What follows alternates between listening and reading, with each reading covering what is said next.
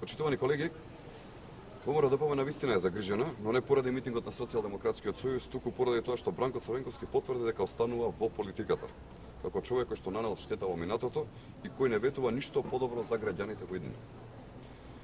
Ако размислуваме тесно партиски, за ВМРО ДПМН е подобро тоа што Бранко Црвенковски останува претседател на Социјалдемократскиот сојуз, но за државата тоа не е добро.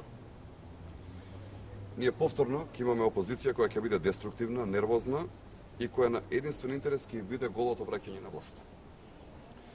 Интересно е да се слуша како господинот Андреј Петров се фали со измислени бројки, но нервозата на Бранко Црвенковски, видлива на говорницата, пропратена со удари во гради, беше доказ дека граѓаните на Прилеп не се одазваа на нивниот митинг.